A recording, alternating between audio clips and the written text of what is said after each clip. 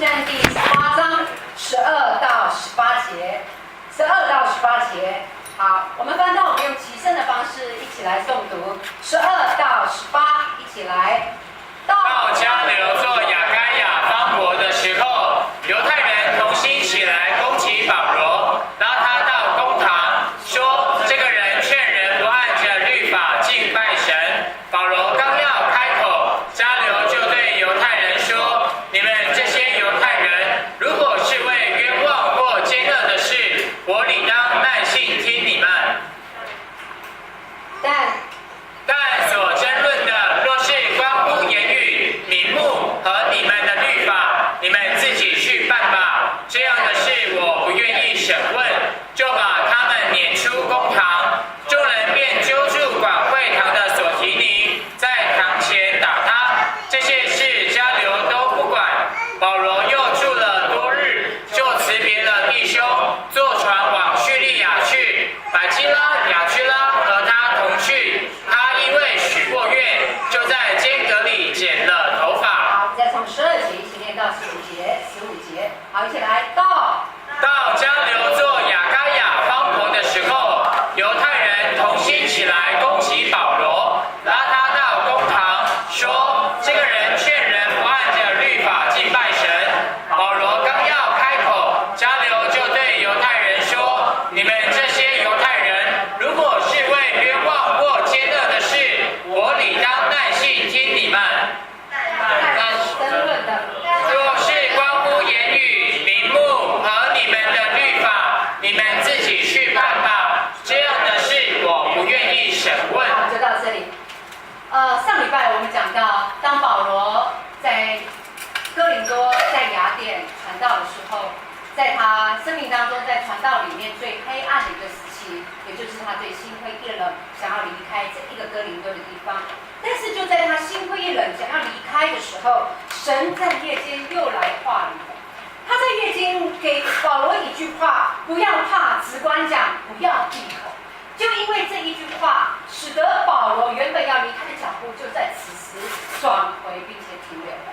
保罗因为神的鼓励，因为神的安慰，也因为神大大的医治他这一个受伤的心灵，以至于保罗他带着神的应许，神不仅应许他，我必与你同在，在这个地方并没有人能够下手害你。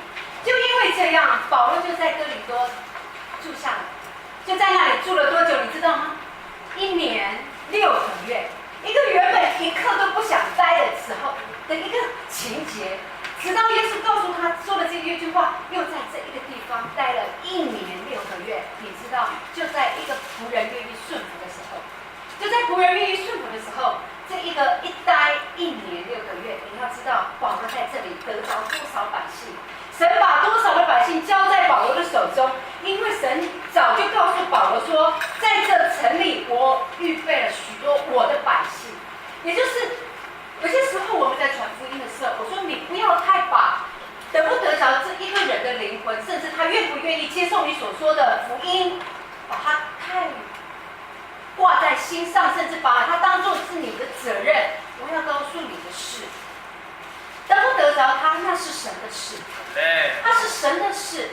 如果神纪念他、怜悯他、拣选他，我们只能做一件事情：我愿意与主同工。保罗难道可以真实的得着这些百姓吗？不是，保罗乃是因为神告诉他：我在这里为我自己预备许多的百姓，请你就在这里与我同工。阿们。你愿意与神同工吗？阿们。当我愿意成为神的仆人，当我愿意传讲神的道路，当我愿意在人面前做见证的时候，我就已经与我的主同工了。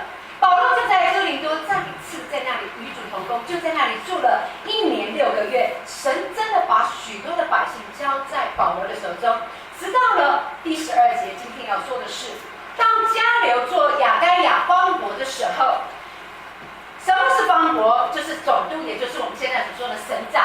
到这一个迦流当这一个地方省长的时候，保罗因为带了很多人信主，一直以来犹太人就视他为眼中钉。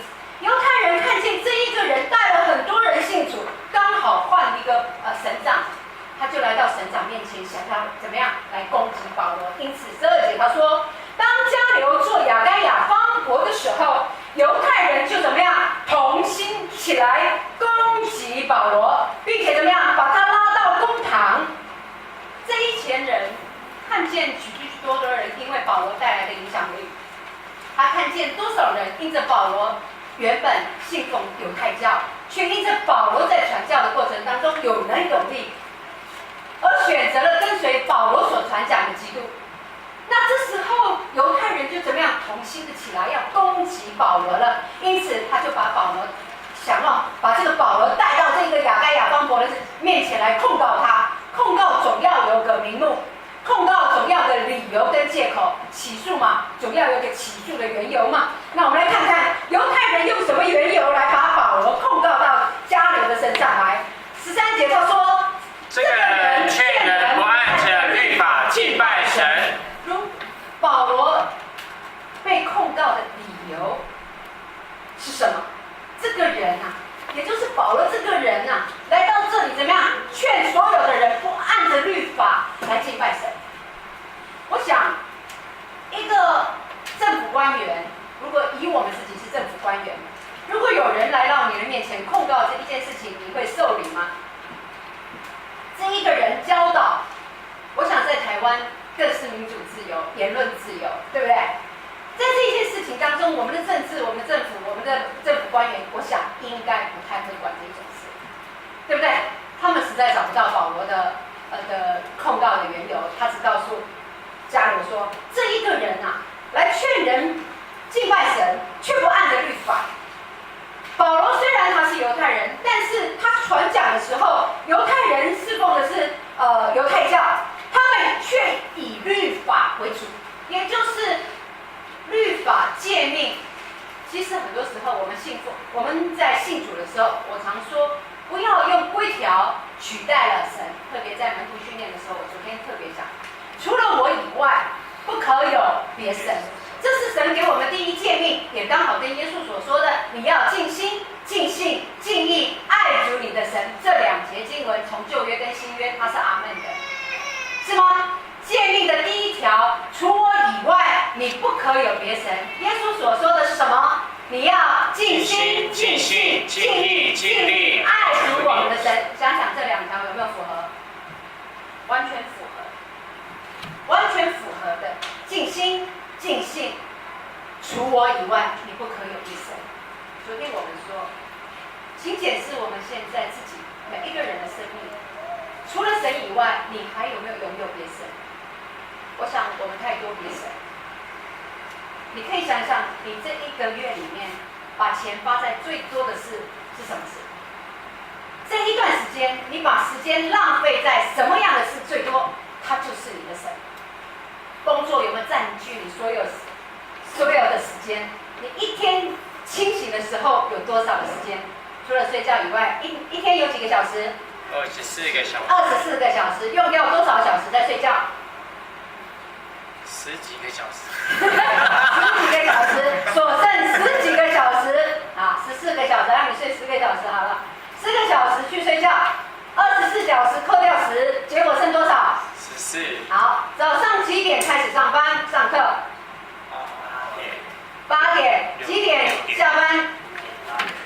几点下班？5点。晚上12点，你真聪明的啊！12照正常来了啊！早上8点上班，下午几点下班？5点。请问用了几个小时？9个小时。刚才所说剩下14个小时，再扣掉9，剩下几个小时？5个小时。好，来5个小时哈，只剩下5个小时。5个小时又做了什么事？吃饭用了几个小时？2个小时。因为吃饭跟小朋友一样哈，一边看电视一边吃饭，吃饭可以吃1个多小时啊！这不知道是谁的儿子。好，我这里只剩下5个小时，又扣掉讲电话讲了几个小时，看电视花了几个小时，然后杂七杂八、七嘴八舌跟隔壁的聊天用了几个小时。请问我的神剩几个小时？你的偶像是谁？睡觉以外，再来就是工作，神永永远远摆在你生命当中的最尾位，而不是最首位。所以神告诉我们，除他以外，我们不能有别神。除他以外，我们要尽心尽力来爱主我的神。因此，在我的工作当中呢，有人说，那我就不工作吗？不是，把神带到你的工作当中，阿们。阿们。工作有占满了9个小时，把神带到你的工作当中。你工作的时候没有失去神，除他以外，对不对？神在我们哪里？在我们的心里，可不可以分割？不可分割的，永远无法叫我们与我们的主分离。因此，除他以外，我们不可以有别神。如果我们信主是因为爱他而信，而不是因为遵守这个规条，有人越来越痛苦，就是礼拜天信耶稣的人，就是要来做礼拜，做基督徒就一定要11奉献。如果你把它当规条，我告诉你，这样子的信仰，这样爱神的心是不美的，是不美的。但是当我把它摆在我生命当中的第一位的时候，我做这一些事情，我是甘心乐意，而且非常的自然，一点痛苦都没有。因此，保罗所传讲的不是遵行律法，他所高举的，保罗所高举的是他的主跟他的神。犹太人乃是高举律法而超过他的神，也就是现在我们必须一直改变弟兄姊妹的眼光、思想。现在你是因为爱神来到教会，是因为爱神，还是因为神所规定的安息日？你奉献给耶稣是因为你爱神，还是耶稣叫你要11奉献？这两个关系有没有不一样？大大的不同，大大的不同。我想每一个做夫妻的，每一个在谈恋爱当中的男女朋友，很多时候我说爱跟不爱出于心。如果我的老婆她喜欢喝木瓜牛奶，我自己喜欢喝波霸，我就每一天买着波霸回去要给我的老婆喝，因为我爱喝波霸，我就想我的老婆爱吃波霸，那我就照我的意思来买给我老婆吃，来买给我的女朋友吃。你想你的老婆会喜欢你做什么事？她喜欢你买木瓜牛奶，还是买你自己喜欢的波霸？木瓜牛奶。当然，你要买我爱喝的给我喝，因为这是出于你的心意。那是出于你的心意，你做在我想要做的事情，我爱的事情上，代表你对我的心意。另外，如果今天是我规定你回来要给我买一杯，那你因为要排很长很长的路，要等很久很久，那因此你就不买。我也看着你的心意，虽然你带了2串交回来，但是我要告诉你，我心里面是非常失望，因为你没有用心，你为我不愿付上任何的代价。今天我们在基督里面，你的牧者、你的传道人一直在告诉我们，一直在强调，现在我们不是守耶稣基督给我们的任何规定，而且耶稣已经没有规定，因为他跟我们的立约在于新版上，神看心意。我们的神看心意，我说他要我们最好的，他要我们的最好的。从昨天说的，神总是要我们投生的羊、投生的牛，把一切最好的献给神。如果你是出于心意的，我要告诉你，即使那再小，他都好喜悦。即使你是拥有很多很多钱，但是那只是你角角落落的一点点，我要告诉你，再多他都不喜悦。神永永远远希望我们给他最好。因此，保罗跟我传讲的，我想跟犹太人就是这样子不一样。保罗一直以来劝人不要以行为来成为你得救的根据，而是以你对神的相信。相信神就必要出于心意来跟随神，相信神你就必须出于真实的爱耶稣来选择耶稣基督做你个人的救主，会在你的行为当中自然而然散发出来。我想一个爱神的人，如果你不愿意遵守神的话，甚至把神的话放一边，我要直接告诉你，你真的不是真爱神。一个不出于心意爱神的人，我想你信耶稣是非常痛苦的一件事情。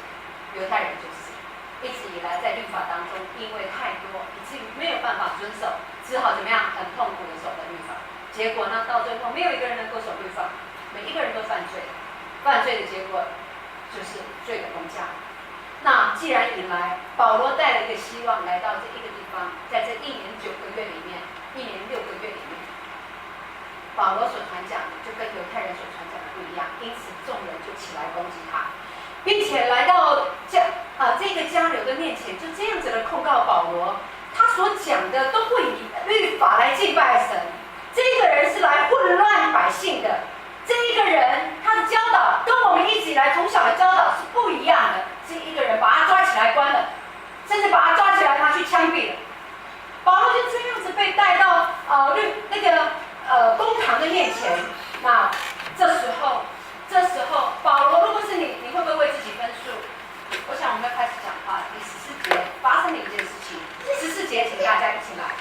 保罗刚要开口，迦流就对犹太人说：“你们这些犹太人，如果是为冤枉或奸恶的事，我理当耐心听你们。”当保罗开口对于这一个人对他的这个告诉，他说这个人劝人不按着律法来敬拜神。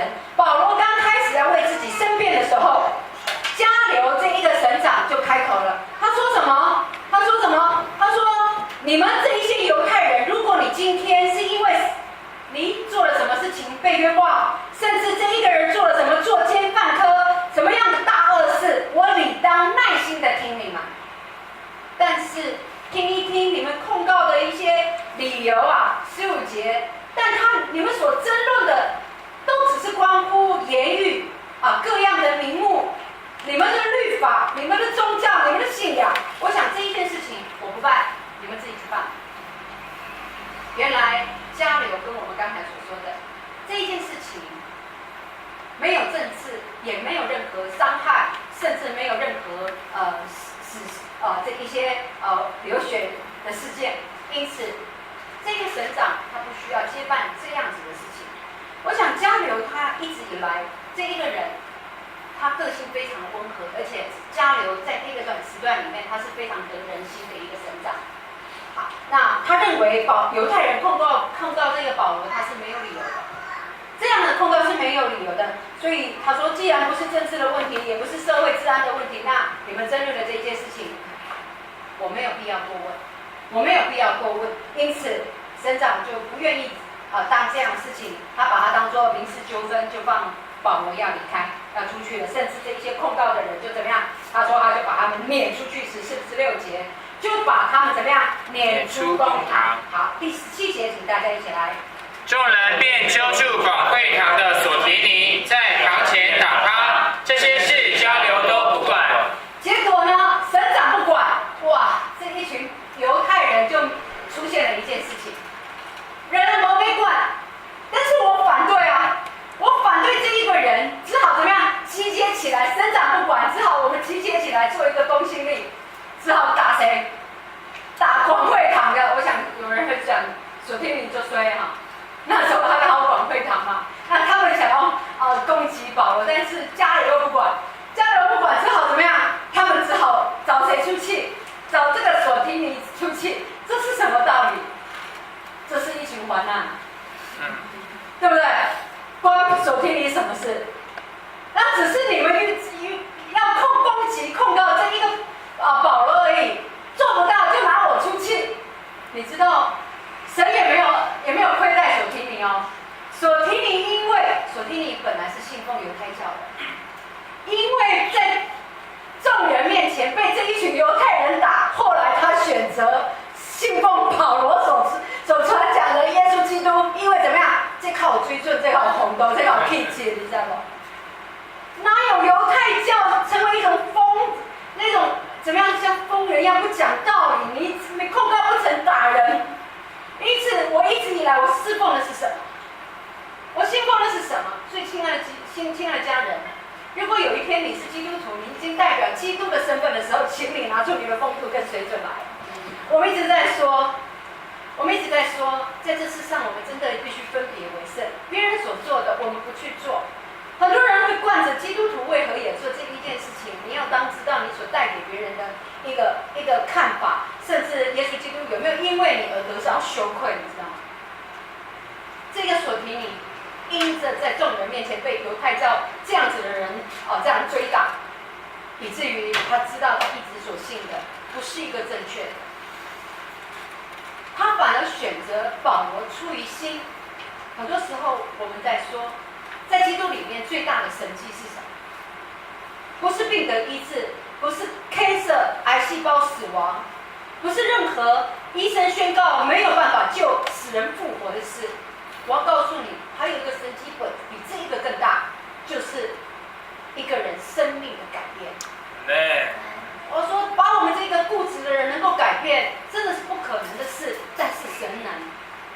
再回到我刚才所说的，如果我把神摆在第一位的时候，如果我今天把神摆在第一位的时候，我做这件事情，我有这个想法的时候，我会想想我的耶稣愿不愿意我这样行。我做这一件事情有没有荣耀神？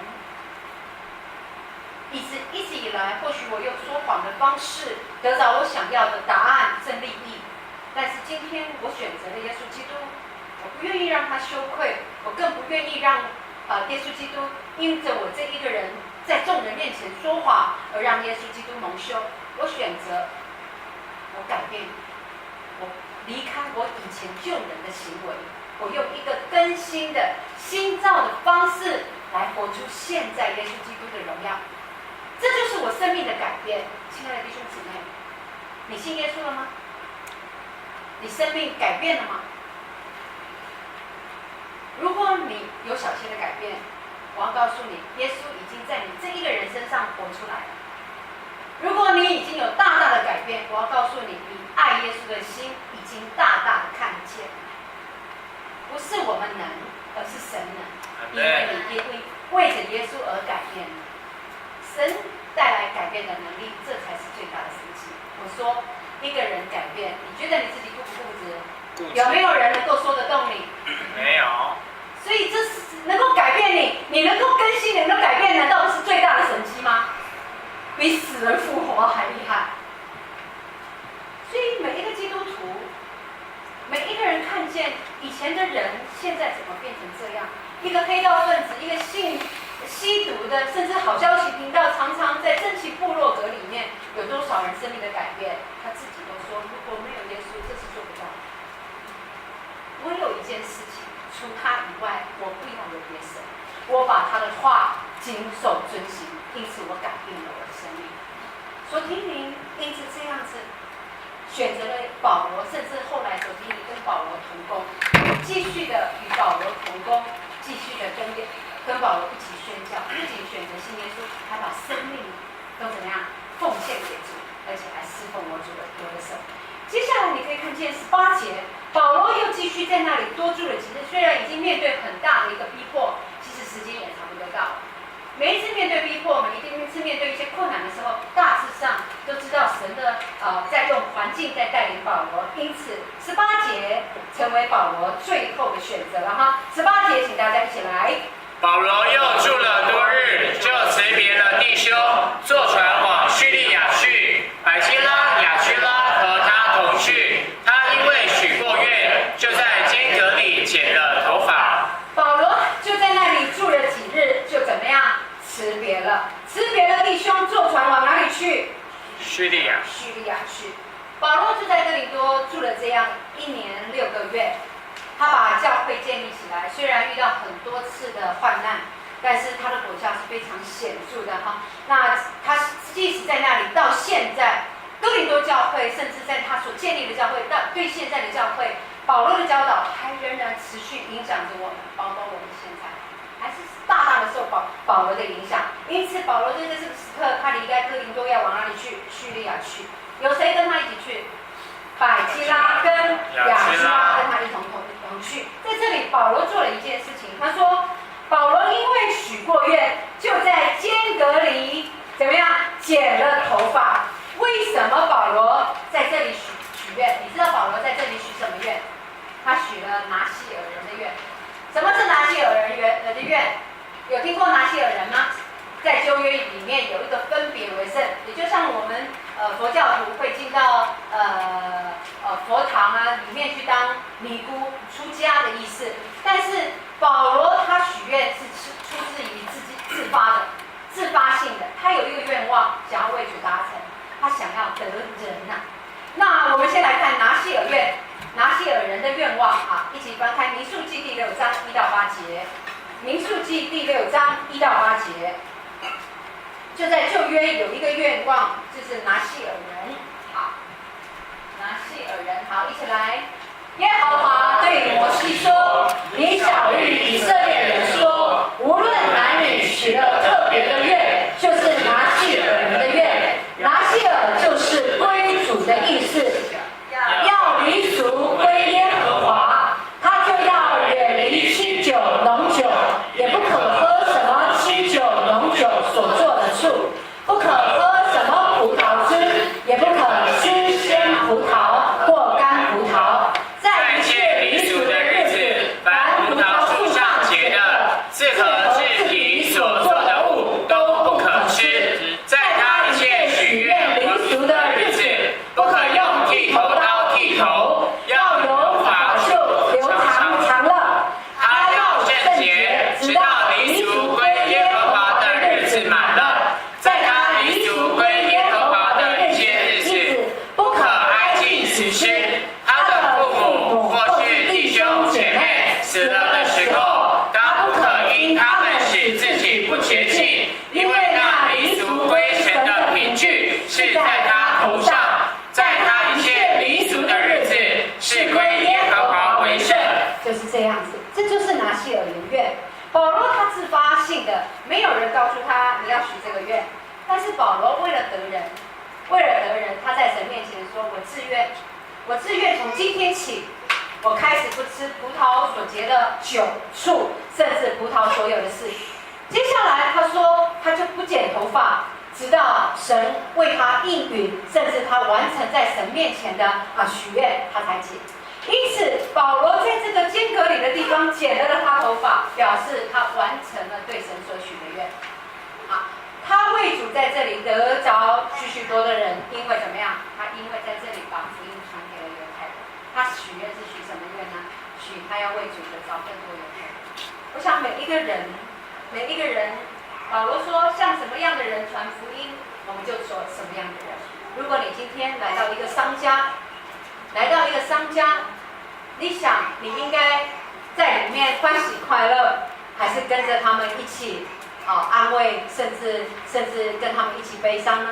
我想做什么样的人，像什么样的人，我们就做什么样的人。保罗做什么样的人，就得着什么样的人。因此，犹太人他必须剪了他的头发，做好犹太人的角色。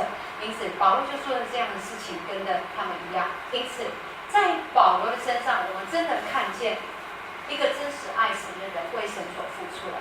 打开你的周报第3页，我要请弟兄姊妹来默想，真实的思考一件事情。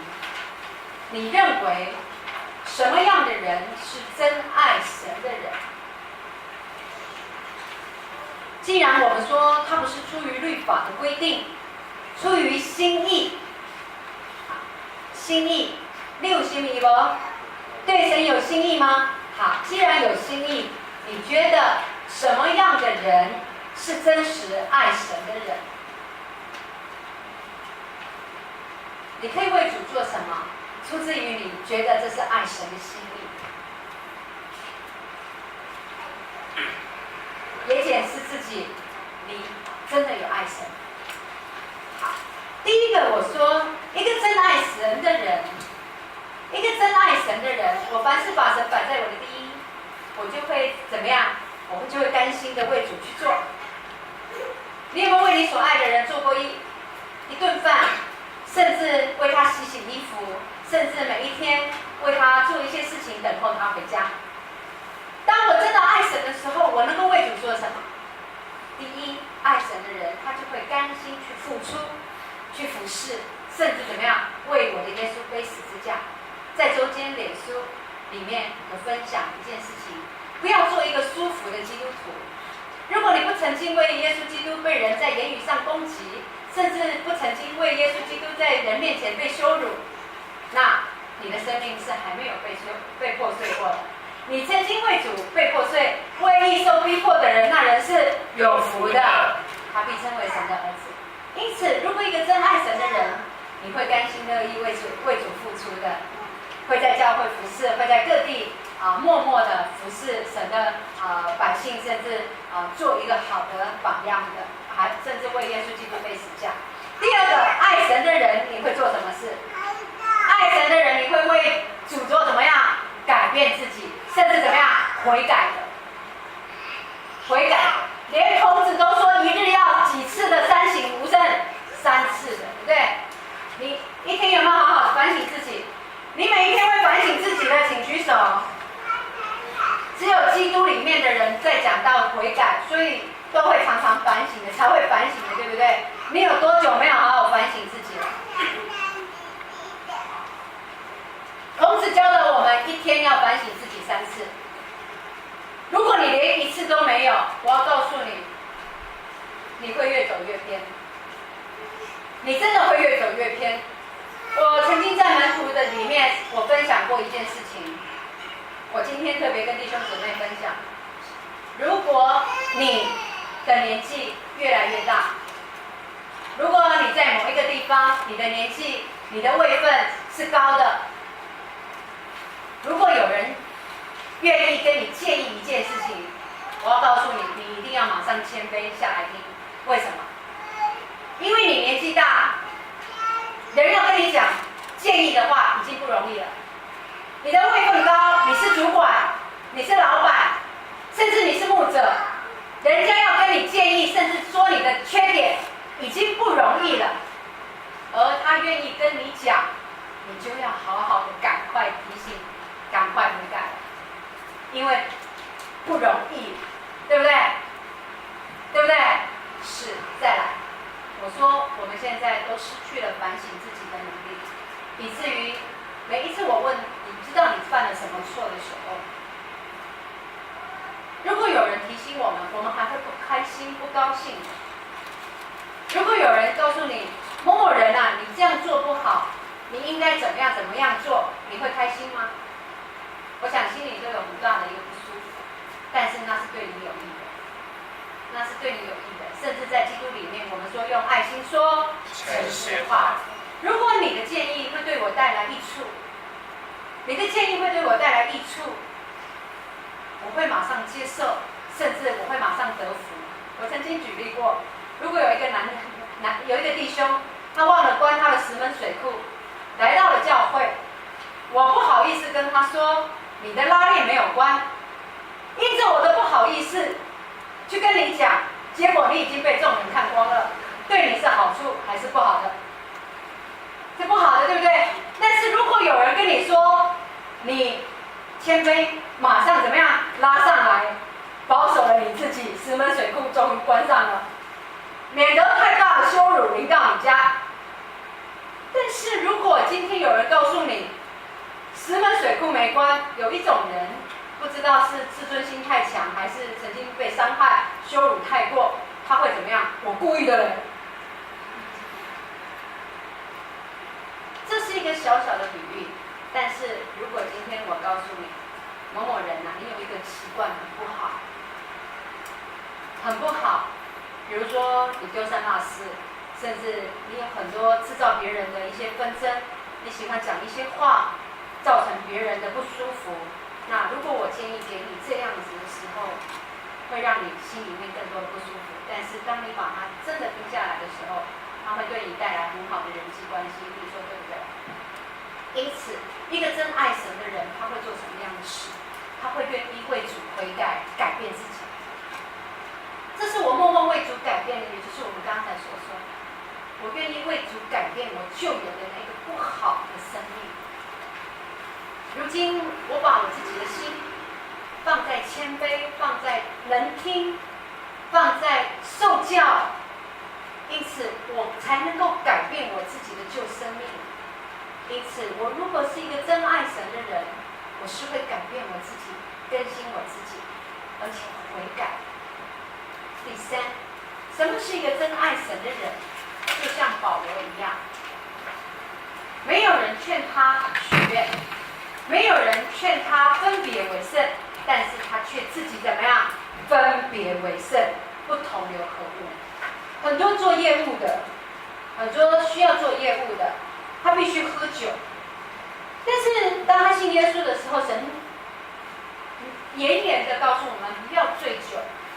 或许你会觉得这是一个很大的没有办法做到的事，但是我看过很多的弟兄，在谈 case 的时候，一开始那一些厂商会要求，你不爱跟我啉一杯，我不爱跟你抢，你跟我不同线，所以咱不可能不会合。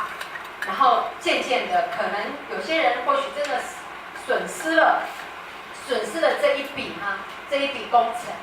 渐渐的，我想你慢慢的会被尊重了起来，因为他发现你做人做事是有规则的，有规范的，不该你做的你不会做，也就是当不该你赚的时候，你也不会去赚，因为我不想跟你同流合污，你们一群人都吃喝喝、赌博、喝酒闹事，我不做这些事情。我想到最后，你的品格是被人欣赏，反而之后你的工作会越来越多，因为你是值得信靠的。阿们。你愿意可以跟一个可以信靠、有信用的人做生意，还是跟一个人花天酒地，甚至说话不算话的人成为股东，甚至合资做一些什么事？我想再聪明的人都能够做这一件事情的辨别。所以第三，如果是一个真爱神的人，我是会分别为圣，不跟人同流合污的。即使我有一点小损失，我想会换来大利益，会有更大的祝福在你的后面。如果他一定要把你灌到醉，甚至把你的身体弄到惨、弄到坏，这种朋友，请你也不要再交了。